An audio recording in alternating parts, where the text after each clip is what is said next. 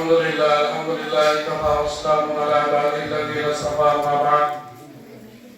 فقد قال الله تبارك وتعالى في الكلام المجيد والفرقان الحميد أعوذ بالله من الشيطان الرجيم بسم الله الرحمن الرحيم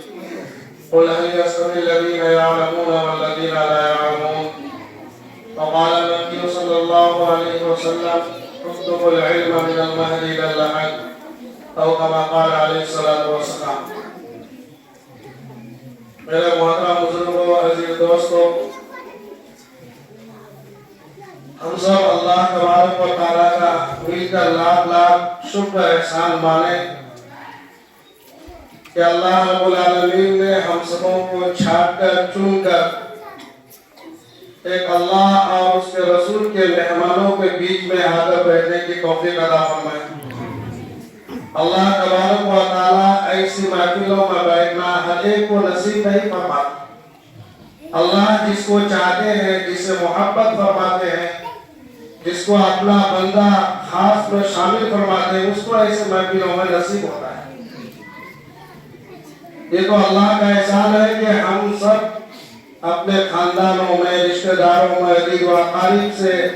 ان سبوں میں چن کر اللہ نے ہمیں اور آپ کو یہاں اکٹھا کیا. اللہ اور اللہ کے رسول کے مہمانان کے بیچ میں، علماء کرام کے بیچ میں قرآن و حدیث کی روشنی میں باتوں کو سننے کی توفیق دی. میرے محترم بزرگوں دوستوں، آج ہم سب اس اندازہ لگائیں کہ اللہ رب العالمین نے ایمان کی جو دولت سے ہمیں مالا مال کیا ہے، اس ایمان کو بچانے کے لیے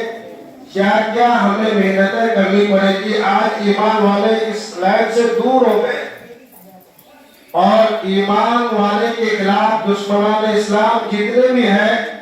یہ سارے کے سارے تن دھن سے اس کوشش میں ہیں کہ اسلام اور اسلام کے ماننے والے یہ کیسے مٹ جائے. طرح طرح کی کوششیں، طرح طرح کے فتنات، طرح طرح کے فسادات ایسے مچاتے ہیں، اور ہم لوگ تو خود اپنے آنکھوں سے دیکھ رہے ہیں کہ ہم لوگ کون سے ملک میں پیدا ہوئے، کون سے ملک میں ہم سب زندگی گزار رہے ہیں. سارے حالات کو آنکھوں سے دیکھنے کے باوجود آج ہم علم کے خاطر، ایمان کے خاطر ہمیں جیسے مر مٹنا تھا ویسے نہیں ہو پا رہا ہے. ہر ایک کو اس بات کو ذہن میں لینے کی ضرورت ہے کہ ہمارا ایمان، ہمارا مذہب، ہمارا قرآن، ہمارا حدیث، یہ سب کیسے اچھی طرح اس کی حفاظت کی جائے، کیسے ہمارا عروج پر ہم سب چڑھے. ہم سبوں کو اس میں ہر ایک کو بہت غور و فکر سے کام لینا ہے، کیونکہ آج اگر اس محفل میں ہم سب آئے تو یہ جو بہت چھوٹی سی مجلس ہے اور اس سے کئی بڑا علاقہ، بہت بڑا مجلس اس اہم میٹنگ سے دور ہے. ان سب میں ہماری یہ باتیں پہنچانا ہمارے اوپر فرض عین ہے کہ اب یہ جو ہم سب اس محفل میں بیٹھے ہیں اس میں بہت ساری باتیں آپ کو ایسے ملیں گی جو اور محفلوں میں نہیں ملے گی. جیسے قرآن ہے، قرآن کے پڑھنے والے کے متعلق باتیں ہوں گی، علم کے متعلق باتیں ہوں گی، علم کو سکھایا کیسے جاتا ہے، بہت طرح طرح کی باتیں آپ اور ہم یہاں اللہ ہمیں موقع دیں گے، سنیں گے. لیکن یہ سب باتیں ہمیں باہر جو لوگ اس شرکت میں، اس محفل میں شرکت نہیں ہو پائے، وہاں جا کر پھیلانا ضروری ہے. آج مذہب کے خلاف، اسلام کے خلاف، قرآن حدیث پر چلنے والوں کے خلاف، علماء کرام کے خلاف، مساجد کے خلاف نہ جانے کتنے کتنے سازشیں ہو رہی ہیں. ہم سب ایک ہی ہے جیسے کہ ایسے کمانا ہے، کھانا ہے اور جانوروں کی طرح پیشاب پخانہ کر کے زندگی گزارنا ہے. ایمان والے کا تقاضا ایمان کے دائرے میں داخل ہونے کے بعد بہت ساری ذمہ داری عائد ہو جاتی ہے. میرے محترم بزرگ دوستوں، جیسا کہ آپ اور ہم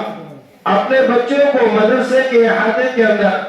مفتی صاحب کے حوالے کر چکے ہیں، اساتذہ کے حوالے کر چکے ہیں، تو مفتی صاحب اور دیگر جو اساتذہ ہیں ان کے اوپر ذمہ داری جو ہے وہ پوری طور پر نبھا رہے ہیں. اگر وہ اپنی ذمہ داری نہیں نبھاتے تو ایک ایک بچے کا دیکھ بھال، اس کے کھانا پینے کا انتظام، اس کا رہنے سہنے کا انتظام، اور دیگر جتنی ضروریات ہے ساری چیزوں کا نظام اللہ رب العالمین مفتی صاحب اور اساتذہ کرام سے لے رہے ہیں۔ آپ اس محفل میں جب بیٹھے ہیں تو اس بات سے خود اندازہ لگائیں کہ ہماری جو بچے جو ہیں ہم کس حال میں مدرسے کے داخل کیے تھے اور ہمارے بچے کس درجہ پر پہنچ چکے ہیں۔ ایک اعوذ باللہ من الشیطان الرجیم صحیح ڈھنگ سے پڑھنا، کلمہ کو صحیح ڈھنگ سے ادا کرنا، اس کے معنی مطالب پر غور کرنا، آپ اور ہم بچپن سے 7 سال کی عمر تک پہنچ جاتے ہیں، ایسے الفاظ ہم سے ادا نہیں ہو پاتا۔ یہ تو علماء کرام اور مفتیان کرام اور محترم حضرات اور دیگر اساتذہ جتنے بھی علاقے میں یا پورے دنیا کے اندر جتنے بھی مدارس ہیں ان سب کی محنت کا پھل ہے جو آپ اور ہم دیکھ رہے ہیں۔ ایک چھوٹا سا بچہ اگر یہی بچہ اگر مدرسے سے باہر ہوتا اپنے ماں باپ کے پاس ہوتا تو اسے پیشاب کرنے کا ڈھنگ اور طریقہ معلوم نہ ہوتا کہ دক্ষಿಣ طرف منہ کر کے پیشاب کیا جائے یا پچھم طرف منہ کر کے پیشاب کیا جائے۔ وہی بچہ اگر آپ کے سامنے آ کر قرآن کے متعلق احادیث کے متعلق 2-4 باتیں یہاں بیان کر رہا ہو تو کتنی اس بچے پر محنت کری ہوگی۔ یہ علماء کرام و مفتیان کرام آج ہمارے ماحول ہے، ہم گاؤں میں رہتے ہیں، ہر گاؤں کا حال دیکھتے رہتے ہیں کہ اگر جیسے ابھی دھان کا سیزن تھا ہمارے مدرسے کے ذمہ داران گاؤں میں پھرتے رہتے ہیں، ٹھنڈ ہو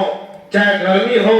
چاہے کچھ ہو ہر حال میں ان کا نظام چلانا ہے۔ بچوں کو لے کر مہمانان رسول کو لے کر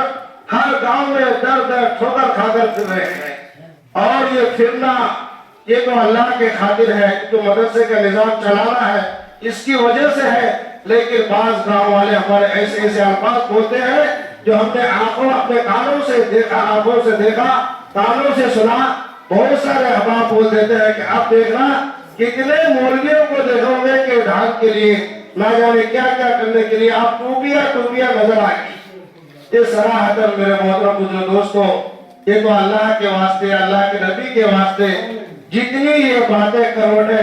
کڑوی باتیں ہم سب بول دیتے ہیں یا اللہ کے خاطر برداشت کر لیتے ہیں، لیکن ہمیں اس بات پر غور کرنا چاہیے کہ ہم کہہ کس کو رہے ہیں، ایسی باتیں ہمارے منہ سے کیوں نکل رہی ہے۔ توبہ استغفار کرنا چاہیے، اور جو اکابر علماء اور مدارس کے ذمہ دار جو جا رہے ہیں ان سے اگر ہو سکے تو عاجزی انکساری کے ساتھ معافی لینا چاہیے۔ میرے محترم بزرگ دوستوں وہ اللہ کے خاطر برداشت کر رہے ہیں، یہ مصیبتیں جھیل رہے ہیں، دنیا کے ساتھ ساتھ ان کا اخروی بھی تیاری ہو رہی ہے، لیکن جو کر رہے ہیں ان کے پیچھے اگر ہم ایسی باتیں بولیں گے ان کا دل ٹوٹ جائے گا۔ ایسے بہت سارے علماء کرام اس لائن سے ہٹ چکے ہیں کہ لوگوں کی عوام کی باتیں سن کر وہ لوگ اس لائن سے ہٹ چکے ہیں۔ میرے محترم بزرگ دوستوں آپ کے یہاں اگر کوئی ہمارا اسٹاف یا کوئی اساتذہ کوئی دھان کے لیے یا کوئی ضروریات مدرسہ کے لیے جائے آپ کا ہمارا فرض بنتا ہے کہ ہم خاطر تواضع کے ساتھ ہو سکے تو اس کے ساتھ دے کر جہاں تک ہو سکے اس کی مدد کریں، اس کی اعانت کریں۔ آپ اگر اپنا مال نہیں دے سکتے تو اپنا جان دینا، اس کے ساتھ رہبری کرنا یہ بھی دینے میں شامل ہے، یہ بھی اجر عظیم ہے اور ایصال ثواب میں یہ بھی داخل ہے۔ میرے محترم بزرگ دوستوں آپ خود اندازہ کریں کہ ایک بچہ جو اسلام مدرسے کے اندر آپ نے داخلہ کرا دیا، ہم سب گارجن ہیں اس لیے میں یہ باتیں کہہ رہا ہوں کہ آپ کس حالت میں کیسی ڈھنگ اور صورت میں بچے کو مدرسے کے اندر داخلہ کرائے تھے۔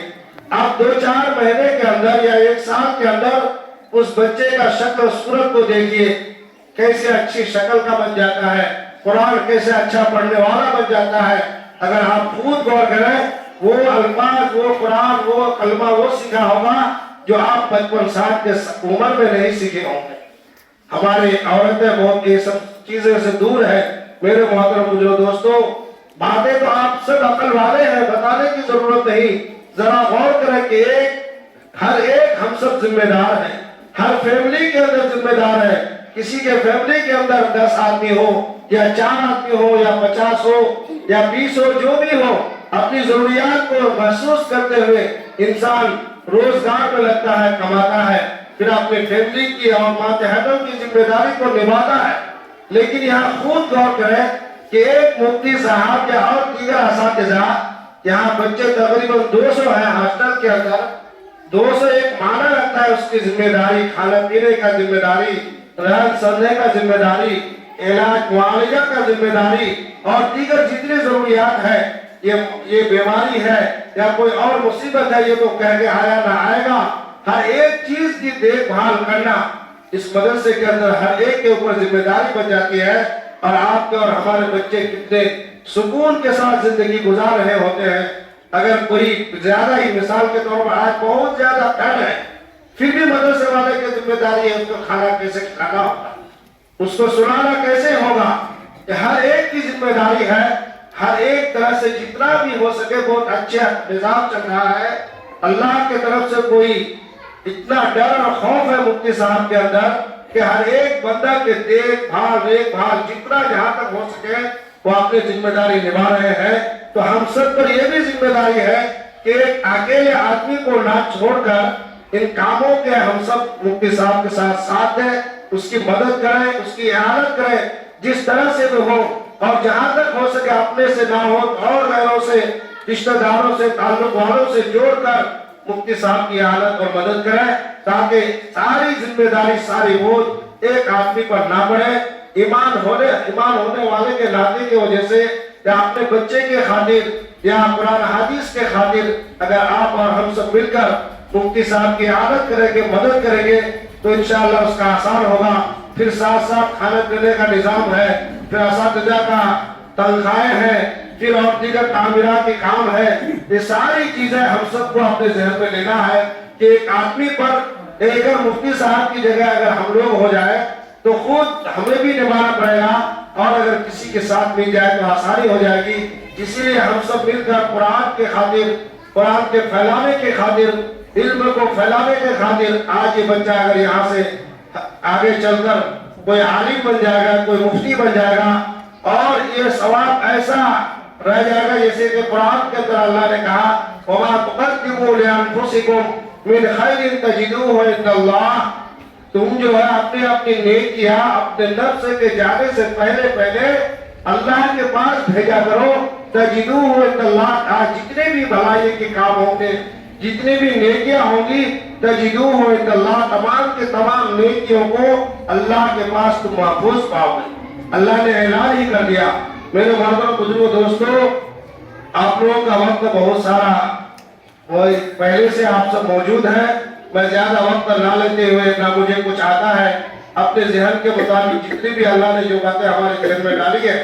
वो सब मैंने कही है। अल्लाह ताला हम सबों को इन्हीं बातों पर कहने सुनने से ज्यादा अमल के तौफीक अता फरमाए, और मुफ्ती साहब के साथ जहां तक हो सके हर चीज में इआनत और नुसरत की तौफीक अता फरमाए। क्योंकि असातिज़ा किराम और मुफ्तियान किराम और मदारिस के जिम्मेदार बहुत है, लेकिन मैं ये तारीफ नहीं कर रहा हूँ मुफ्ती साहब की, लेकिन और जो मोहतमिम मदरसा है, यानी मदारिस के जो मोहतमिम है, मुफ्ती साहब के अंदर मैंने वो आदत देखी है, वो खसलत देखी है, और जो मोहतमिम के अंदर नहीं देखी, जिसकी वजह से मुफ्ती साहब के साथ जो भी मेरा ताल्लुक है, खुदा को सामने रखते हुए मैं कह रहा हूँ यकीन गहराई है, और मुफ्तियान किराम के अंदर मैंने नहीं देखी, जिसकी बिना पर ये कुदरती तौर पर उसके साथ लगाव है। अल्लाह रब्बुल आलमीन से हम सब दुआ करें ये लगाव हमें आखिरी सांस तक रखे, और जहां तक हो सकता है मेरे से और जितने भी जैसे लोगों से भी होता है, मदारिस के एतबार से मैं बातें करता रहता हूँ कि हर एक को मदारिस को आप मिलजुल कर जोड़कर हर एक मदारिस के साथ आप साथ दें, क्योंकि हमारी जो कमाई है, हमारे जो रोजगार है, ये दुनियावी अखराजात के साथ साथ अगर दीनी कामों में लग जाए, जो भी हमारा कब्र के अंदर आखिरत के अंदर इंशाअल्लाह जरूर काम आएगा। और ये आखिरत के बाद जो हमारी जो सिलसिला होगा, आखिरत की जिंदगी शुरू होगी, उसके साथ देने वाला कोई नहीं है। जो इसलिए कि जो भी हम अपने हाथ से करेंगे या और किसी से करवाएंगे, यही काम और यही सारी चीजें हमारे कब्र के अंदर आखिरत के अंदर काम आएगी। अल्लाह रब्बुल आलमीन कहने सुनने से ज्यादा इन्हीं चंद बातों पर अमल की तौफीक अता फरमाए, और कुरान हदीस से, कुरान वालों से, इल्म वालों से मोहब्बत की तौफीक अता फरमाए।